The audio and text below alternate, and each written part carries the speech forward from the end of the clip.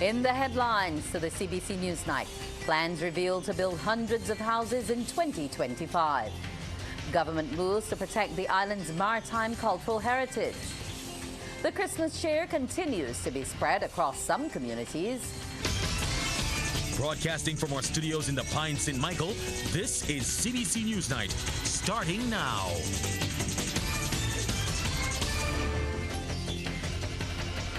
Good evening and welcome to the CBC NewsNight. I'm Wendy Burke. Government is sticking to its commitment to provide affordable, sustainable, resilient housing solutions for Barbadians. This as authorities announce plans to construct hundreds of houses in 2025, with projects scheduled to begin as the new year turns. Anesta Henry has the story. As government tries to hit its target of building 10,000 houses in 5 years, plans are being revealed to construct a minimum of 1,500 new homes in 2025. Minister of Housing, Lands and Maintenance Dwight Sutherland made the announcement while speaking at the official opening of the Solaris Court Public Housing Project. Presently, we are building 200 houses at Atlantic Breeze through NHC and a joint venture partner. We have gone to St. George, Brighton, in my backyard, where we are building some 43 houses, and I understand that 10 of these houses are at roof stage, roofs are going on. Then we are going to several various sites. We are going to St. Joseph, what's the name of that site? Branchbury, where we are building another 89 houses. So then we are going to Lower Burney, where Hope, we have 40 acres of land. Hope, we invested 20 acres in Hope, and we invested another 20 acres in National Housing Corporation. Minister Sutherland says over a 3-year period, 1,337 houses were built. Of these, the public sector accounted for 974. The public sector, and the private sector accounted for 349 of these. The provision of housing solutions by the public sector was attained under the East-West project, Hope project I will speak to later, and NHC joint venture program, along with the Hurricane Elsa project and the ministry's relocation project. Solaris Court here this morning is one of the sites that fall on the East-West project. Minister Sutherland says the Solaris Court Public Housing Project, which utilizes 35 local contractors, is a new vision for the future of affordable, sustainable and resilient living, representing a milestone in government's commitment to provide innovative solutions that meet the evolving needs of communities. Among the innovative designs we are promoting are not only single unit homes, but also what we have here, quadruplexes. And a quad, for simple terms, when you look at your TV tonight and you hear we talk about quadruplexes, that's 4 units on a block. When you hear us speak about duplexes, when we go to Sargent, that's 2 units in a block, 2 families living side and side. Here at White Park Road, we have 4 families living in a block. And we have 4 blocks. That make it 16 families here at White Park Road. Minister Sutherland says 5 families impacted by fire have each been given units at Solaris free of cost. Anesta Henry, CBC News. The government intends to construct a new plant to manufacture eco-friendly building materials. The announcement by Minister of Housing, Lands and Maintenance Dwight Sutherland came as he addressed a regional housing forum in Brazil.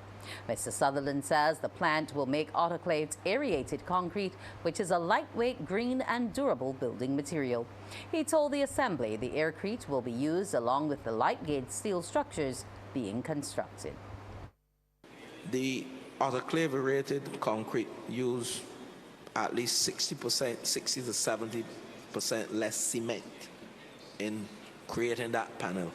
What this panel is, and I've gone to Florida and I've viewed the panel, we are on the brink of signing a contract now to build an aircrete plant in Barbados to produce these panels. And we are hoping when we build that plant that we can provide enough panels to support the Caribbean. We have partnered with Guyana. Mr. Sutherland says government intends to build 3,000 houses using these materials over the next 2 years. He says the benefits will include greater energy efficiency. Keep the cost of electricity down for the homeowner. It also keeps the building cool. So you have a cooler building, no need to use so much AC. So that's energy efficiency again. It is fire resistant. And I've seen the material tested. You place the material on a stove, fire, place your hand on it, and it's normal. Like if you put your hand on the top of a desk, you don't feel the heat, and it can withstand temperatures, fires for over, I think it's up to 5 hours without any damage to the property. Mr. Sutherland has been elected as president of the 34th General Assembly of Ministers and High-Level Authorities of Housing and Urban Development for Latin America and the Caribbean. The significant development will see Barbados hosting the 34th Assembly for the first time next year. Barbados is facing a shortage of skills and are currently trying to play catch-up. But government has implemented a number of programs to help Barbadians improve their skill set. This is according to Minister in the Ministry of Finance and Economic Affairs, Ryan Strawn. He was speaking ahead of the passing of the resolution for the Barbados Fiscal Framework 2024 to 2028. We are focused on the things that are going to make people's lives better. And all I say to Barbadians at this Christmas time is that as we move into 2025, do not get distracted with foolishness, Madam Deputy Speaker. Do not get distracted with foolishness. We have to focus on what is going to improve the lives of people. Further, Minister Strawn says there's so much work to be done, especially in the construction sector. I say again to any young person, there are opportunities right now, and I repeat it again, as these hotels and villas and the same things that the honourable member complaining about, when they're finished constructed, Madam Deputy Speaker, and the jobs are available, I say to the young people or whoever else who may be interested in hearing, there are training opportunities being provided by the Ministry of Education. They're free, and therefore there is no excuse for anybody who wants work not to be able to put themselves in a position to be hired. International companies are still signing on for business in Barbados in spite of the implementation of a 15% global minimum tax rate. This is according to Executive Director of the Barbados International Business Association, Carmel Haynes, who says only a handful of companies have indicated his intention to seek business elsewhere. This additional tax rate only applies to businesses earning the equivalent of over 1.59 billion Barbados dollars annually. Meanwhile, businesses who do not meet the threshold will continue to pay the 9% tax rate announced last year, while registered small businesses will pay 5%. The insurance industry is one of the carve-out from a higher tax rate. So we expected to see that industry to hold steady and to attract new business in there, which we are already seeing. In terms of the other areas, we've seen some of the smaller companies that don't have to pay the 15%. They have options, and they have looked to go to some of our other competitor jurisdictions that are still at a lower tax rate because they have not shifted yet. So we have seen that happen. Some companies that have left BIBA, not a lot, a handful, but we still have seen that movement. There have been some indicators that a couple more will leave by the end of the year. Ms. Haynes says next year will be a better gauge to look at the impacts of the tax change, as that is when everyone should make the change to include the 15% tax. January 2025 is when the rest of the countries that are signatory to this agreement are really supposed to implement the higher tax rate. So while we might have seen some movement this year because we were one of the first movers to implement the higher tax rate, what we're going to see next year is when the majority of the countries have to implement, then we would get a better gauge of whether we will still see movement, because then everybody is on that 15% rate, then Barbados might be more attractive for some companies. It's probably a better gauge next year to look at the impact of the tax change. Christmas came early for residents in the southern parishes today as the Community Development Department presented its Spreading Joy at Christmas program. Rachel Agard has that story. The faces of the children in communities in Christchurch were alight with joy as Santa Claus and Minnie Mouse paid them a visit. Acting Chief Community Development Officer with the Community Development Department, Yolande Skeet, says this is the third year their entire team has come out to spread joy at Christmas. We came through Gall Hill, we came through Silver Hill, we're going on to Gall Hill, and then we are going to Silver Sands. We are promising and not letting too much out of the bag this year, but we're promising a bigger and a better Spreading Joy at Christmas 2025.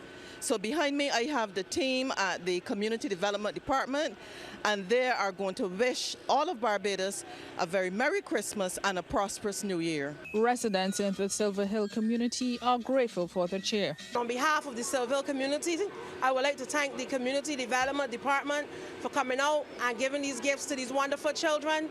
And to everybody, have a happy Merry Christmas and a wonderful New Year.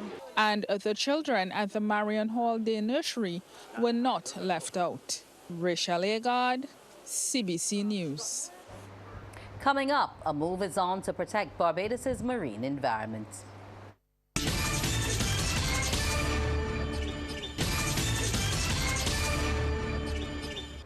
Government is moving to protect the island's maritime cultural heritage as it seeks to capitalize on a $600 billion heritage tourism industry. Minister of State in the Prime Minister's office, Senator Dr. Chantal Munro-Knight, made the point as she led off debate on the Maritime and Underwater Heritage Bill. She notes the bill will, among other things, set out a regulatory framework for ships which enter the island's waters and may need to discharge effluent. The acknowledgement that if you have caused harm, then you have to be able to take responsibility for that harm and address it and do some level of repair as well. So that the bill recognizes, yes, the tourists that would come and do the diving activities, but also as well shipping vessels that move through our waters and the potential damage that can occur. And it's saying to all of us that there needs to be some level of responsibility placed, Madam President, to ensure that we can have the level of sustainability in the context of the use of our marine heritage resources as well. Senator Munro-Knight says the bill will also ensure the protection of the island's lighthouses. Persons cannot destroy and change and go and make alterations to those lighthouses that will again erode its significance as a part of our cultural heritage. And it is important, and it reminded me, and Senator King is here, is that within the Division of Culture, one of the projects that we are doing is a National Heritage Register as well, a register of significant places. And I know that we've added recently windmills to that as well. And that attempt is to be able to document all of those sites and places because our memory of those are going. Opposition Senator Andre Worrell has no contention with the Maritime and Underwater Heritage Bill 2024, just a few concerns. Senator Worrell wants some clarity on the proposed 30% marine sanctuary space, some 55,000 square kilometers. If that is the case, and this bill is part and parcel with that or part of the process, we need to hear how do we intend to police that 55,000 square kilometers. Because as I mentioned, that is way more than the land mass of Barbados, which is only 424 square kilometers. So we're now looking at 55,000 square kilometers. And I think that we need to have that very real conversation. What are the practical steps that we will take in terms of being able to adequately police that? Senator Worrell also says he would like to see Barbadians exploiting the sea more. If you go to other Caribbean territories, you find that persons exploit the sea a bit more than Barbados, especially places like St. Lucia. Outside of our fishing communities, we don't really have many Barbadians who get into marine life. In terms of owning a boat and just using it for pleasure for Barbadians and not necessarily pleasure for tourists. And it would be good to see a bit more of that happening, with Barbadians utilizing the sea as an opportunity for more pleasure craft, not just for partying, which we are very good at, but for recreational purposes as well. Senator Dr. Crystal Drakes wants to know how the Maritime and Underwater Heritage Bill 2024 aligns with the Coastal Development Plan. Based on this current legislation, how does it pair with the Physical Development Plan?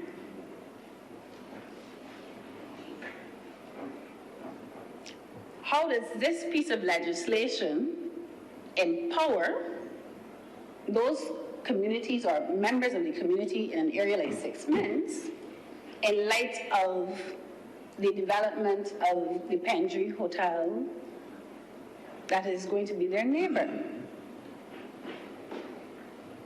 How does this give life and breath to their rights as cultural practitioners, the holders of the untold stories, that intangible heritage of the 6 Minutes community, in light of how the development that is currently ongoing and any future development puts at risk that heritage?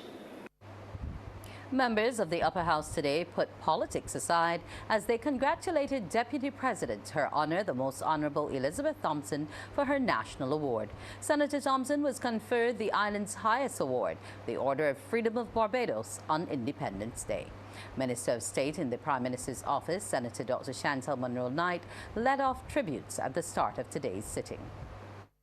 We have had calls within this honourable chamber to reflect, as we have debated and reflected on bills that have been passed related to, again, the environment and climate change, your contribution and the pathway that you have made in those areas, Madam President. And I think that I would speak for all of the honourable senators in here to say that your award was well deserved for your long service, your outstanding service that is well recognized, and one that has left a footprint that I want to say to you that you can be proud of.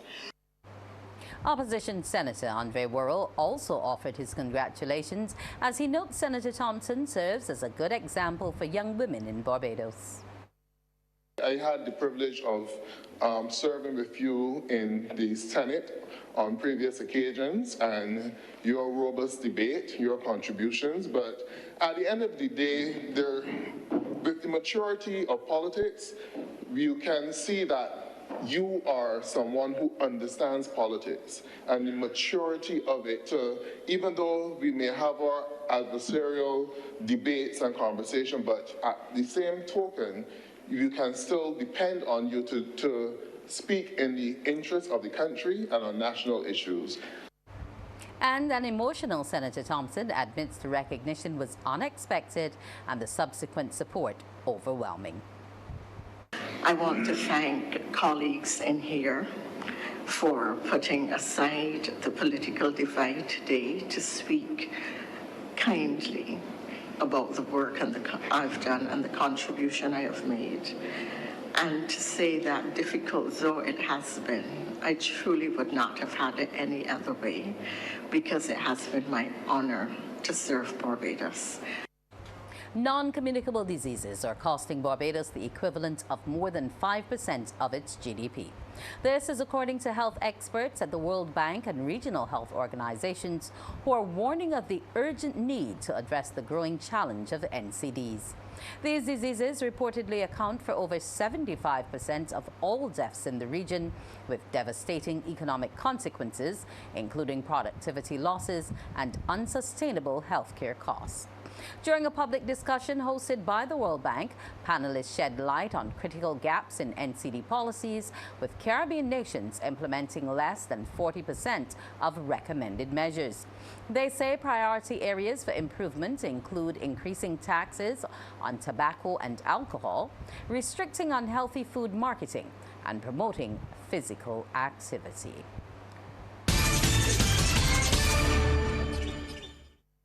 Sports time now with Damien Best. Damien, what's new for us? Yes, good evening to you, Wendy. Good evening to our viewers and listeners. Some cricket news first up.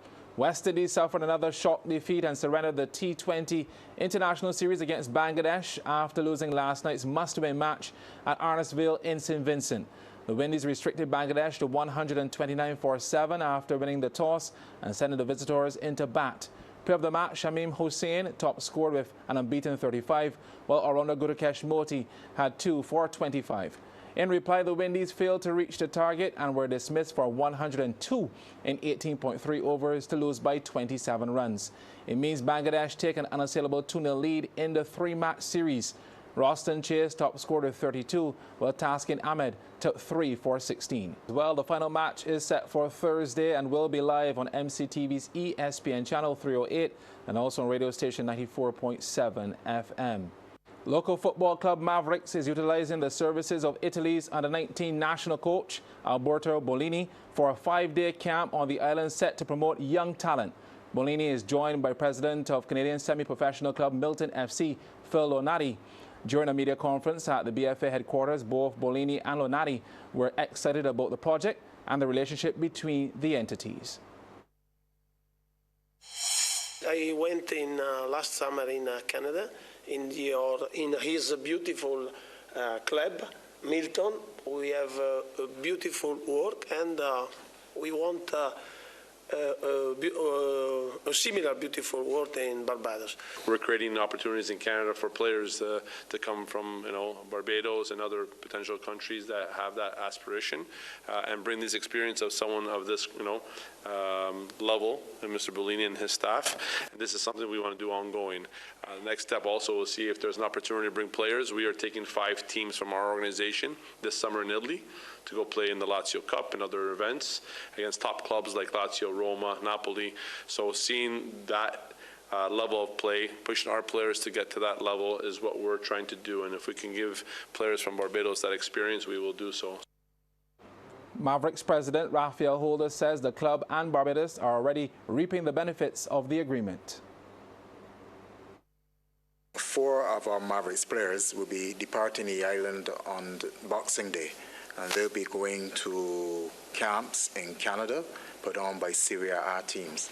Now there'll be 2 girls. They'll be going to a camp put on by Ternana FC, which is a Serie A ladies club, as well as 2 young men who'll be going to Hellas Verona camp as well, hosted by Milton Youth Soccer Club. So the opportunities are already coming to being.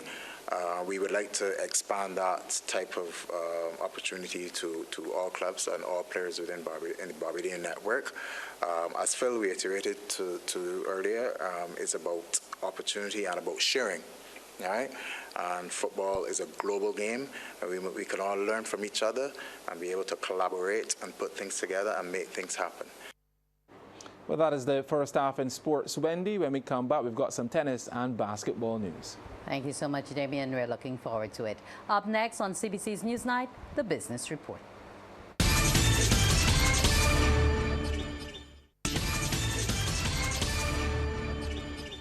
In tonight's business report, businesses and non-governmental organizations have been given more time to access a tax incentive to digitize their operations.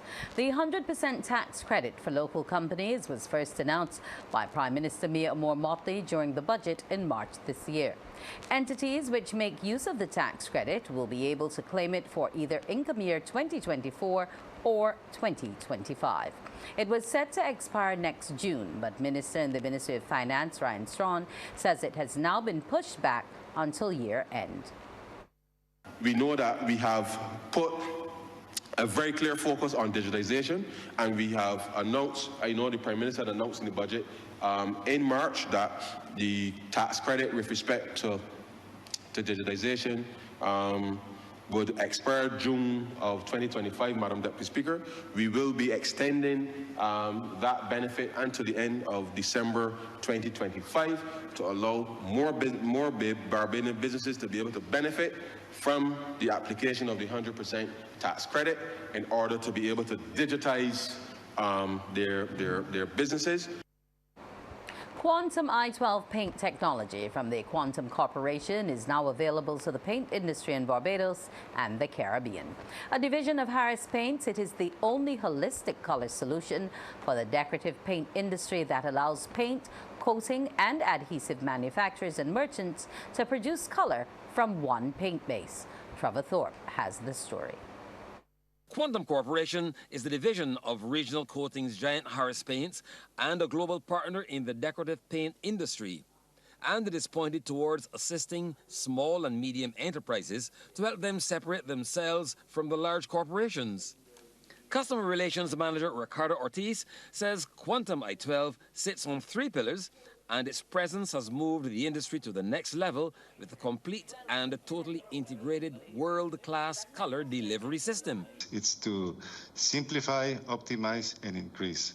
And in the first part, it simplifies to reduce inventory, reduce number of SKUs, and the production process of color. And by optimizing, we focus on the color accuracy and controlled formulation for each color, match and opacity. And in the increase section, we expanded the color space with precise color matching, and profit margin also up due to lower costs on the formula. Vice President of Operations at Harris Paints, John Marshall, says Quantum I-12 helps them to offer customers a limitless color range buoyed by accurate and consistent color. In the past, 40, 50 years ago, most customers would have been accustomed to a very limited color range. And what Quantum has done for us now is taken that color range almost infinite, that we can make the very small adjustments that some people might want to have to their particular color. The company vice president says conversations with customers helps them to alleviate challenges before they can appear. Lighting situations, there's the location of the room, how much sun it's getting, there's a variety of things that we go through with the customer to make sure that once they put that on the wall that they're getting what they want. We've even used the Quantum system to deliver the first of its kind in the world. You can go downstairs and see it. It's what we call a mini pot machine, but essentially it dispenses colors in a little 8-ounce tub about that big. So if you select a color, we can dispense it in that. You can take it home and it'll paint out a decent sized space for you. And you can get a sense of how that color will look on the wall that you want it on. The company official says it is an ecosystem delivering know-how for paint manufacturers, retailers and painters. Trevor Thorpe, CBC News. Here's how the stocks traded locally and regionally today. In Jamaica, Trans-Jamaican Highway Limited, with 6,014,703 units, was the volume leader, followed by Wigton Energy Limited and Vicinco Group Limited ordinary shares. In Trinidad and Tobago, Massey Holdings Limited was the volume leader, with 92,885 shares changing hands for a value of Trinidad and Tobago $361,370.80, followed by National Flour Mills Limited. And here in Barbados, Buttard Enterprises Limited was the volume leader, trading 11,812 shares at Barbados $2.91 each, and they were followed by CIBC Caribbean Bank Limited and Emira Deposit Receipt. And that's business. We'll take a break and be back with the weather.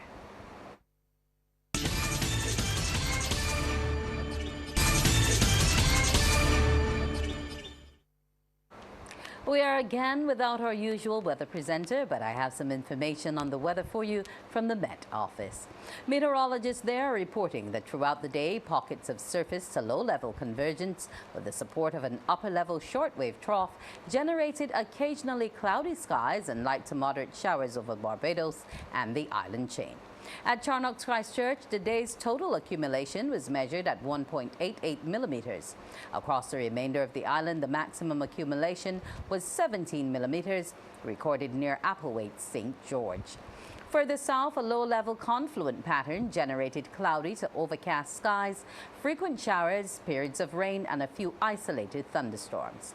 Across the Guianas, diurnal heating and coastal convergence led to afternoon cloudiness, showers, and thunderstorms. Winds across the region were generally light to moderate, with sustained winds peaking at 19 knots, with a gust of 29 knots reported in St. Lucia. Data from the Barbados Meteorological Service's sea drones indicated that sea swells peaked near 2.6 meters in open waters. We'll take a break and come right back with the local forecast. Unstable conditions are affecting the island. As a result, tonight will be partly cloudy to cloudy with the occasional brief scattered light to moderate showers. Tomorrow, you can expect a mix of sunshine and clouds with a few brief scattered light showers. There's a moderate easterly breeze from 30 to 35 kilometers per hour with higher gusts. The seas tonight, moderate in open water with swells ranging from 1.5 to 2.5 meters and increasing. Tomorrow, they will be moderate to rough in open water with swells ranging from 2 to 3 meters and increasing.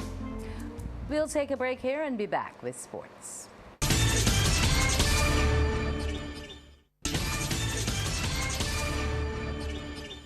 And we say welcome back to Damien Best. Thanks so much, Wendy. Well, former women's champion Hannah Chambers got her Barbados Tennis Association Top 8 campaign off to a winning start with a 6-4, 6-2 win over last year's finalist Serena Bryan at the National Tennis Center last night. CBC's Anne-Margaret Boyce reports.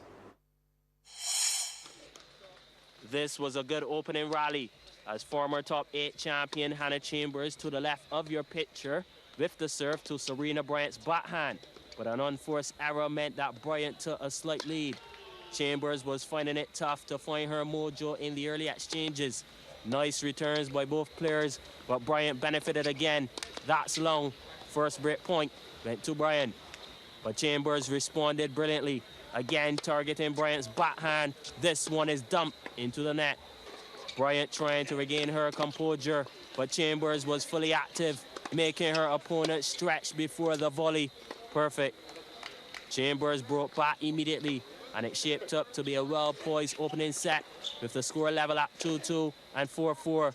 But Chambers took full advantage with shots like this. A world-class forehand winner. Let's use our own version of Hawkeye and slow it down. A peach of a shot as she went on to take the first set, 6-4. To the second set we go. Bryant needing to win this one to keep her hopes of turning around the match alive. Good aggression all around from both players. Bryant a bit too eager for the point. Hands to Chambers with the forehand into the net. But Chambers was also battling with her own unforced errors. Similar result on this occasion, going for power, and Bryant is the beneficiary. The second set even at 2-2. But Chambers started to stamp her authority again, and this was the rally of the match. Both players executing brilliantly here. Bryant to the net, and Chambers delivers this. A glorious backhand. Marvelous. Chambers now leading 5-2, and this was match point up for grabs. Bryant desperately holding on, but Chambers got the smash, and that was that. Game, set, a match. Chambers defeating Bryant 6-4, 6-2. Anmar Goodrich Boyce, CBC Sports. Yeah, thanks, Anmar. In the men's section, Xavier Lawrence defeated Lucas Davis 6-2, 6-love, and Thomas O'Neill got the better of Simon Lewis at 6-1, 6-2. Finally, Giannis Antetokounmpo produced a triple-double as the Milwaukee Bucks beat the Oklahoma City Thunder in this season's NBA Cup final. The mid-season tournament was introduced last year with the semifinals and final taking place in Las Vegas, and the Bucks became the second winners with a 97-81 victory at the T-Mobile Arena. And that is my time for sports tonight. Wendy, it's back over to you. Thank you so much, Damien. We'll return after the break. Thanks for viewing. Do enjoy the rest of your evening.